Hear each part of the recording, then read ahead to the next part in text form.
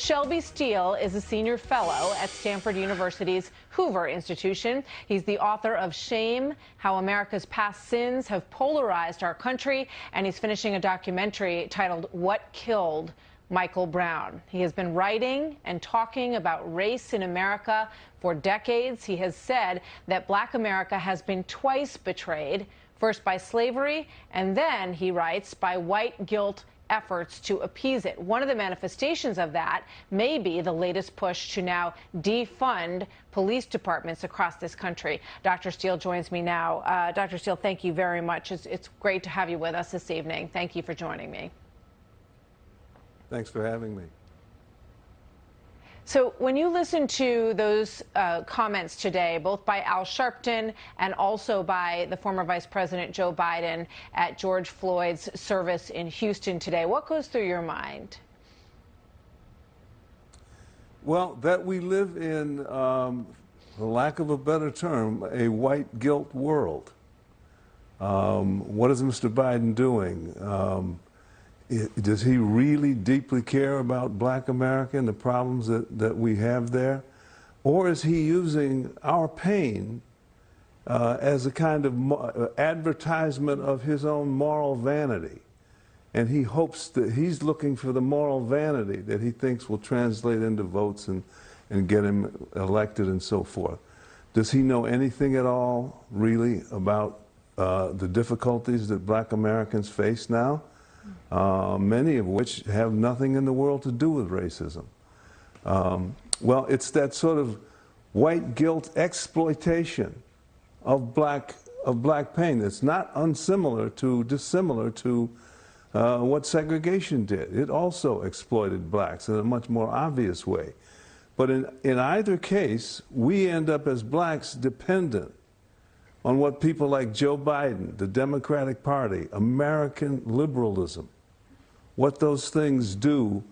We, in a sense, are dependent on them, and we are trained and encouraged to see our opportunity through them. We have to pressure them and get them to make our lives better. It's not something we do ourselves. So what would be the message that you would want to hear from Al Sharpton, for example, and from Joe Biden? What would be a better message in your mind? I would want to hear something positive. Black Americans, we come from a great people. After all, we endured 4 centuries of the worst oppression known to mankind. We're a great people. What happened in Minneapolis is an obvious tragedy. But it's not something that is going to interrupt our greatness, and that it is all the more message, it tells us all the more clearly that we have to be the engineers of our fate. We have to be the agents of our fate in America. And we've earned over the centuries, we've earned the respect of other Americans, and we need to go with that, to like ourselves, to respect ourselves, and stop continually trying to solicit the Joe Bidens of the world in that sort of corrupt symbiosis with white guilt, thinking that that's our way ahead. It's not our way ahead.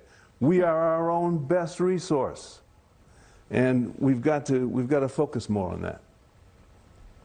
You say there's never been a better time for opportunity for African Americans in the United States? Yes, absolutely. This is, I grew up in segregation in the 50s and the 60s in Chicago. I know what segregation is like. I know what racism is like. I know it intimately. It's over with. It happens. It pops up here and there. Racism is an impulse in the human condition. It'll always be there to some degree. But what is different between when I was a young person and today is that there are opportunities absolutely everywhere. Everybody from around the world wants to get here and take advantage of our opportunities. We have got to get past this sort of dwelling in our history of victimization, and we've got to move into freedom and seize it. Make something out of it. It's right there in front of us. It breaks my heart to see young people, Black Lives Matter, angry and still going over this victimization as though that's the truth of who we are as a people, is that we've been victims. What a sad thing to think. What a sad way to think of yourself. And this has gone on to the point where it's just painful to see. I want to see young people embracing freedom. What are your contribution to your race is what you make of yourself. It is not what your identity gives to you. It's what you give to your identity. And we've gotten, things in the last few days here, a few weeks, kind of blur that truth, but it doesn't obliterate it. You talk about the government, you talk about the expanding the territory of entitlement, and I saw today that the Kentucky governor, Andy Beshear, came out and said this. Watch his comment today, if you would, Shelby. The results of inequality in health care have been shown. It's death. My commitment today is we are going to begin an effort to cover 100% of our individuals in our Black and African American communities. What do you make of that? What's your reaction to that from that governor? White guilt, white guilt operates by, the arm of white guilt is always deference, where where whites win their innocence and their power by deferring to some difficulty that minorities have. Well, we've had 60 years of deference. The Great Society programs, war on poverty, affirmative action, school busing, public housing, all that we've had all of that. We're farther behind now than we were back then, back in the 50s and the early 60s. Because it's not about us. It's about this governor winning power for himself, appeasing what he thinks his voters want to hear. We're a tool that he uses in that sense.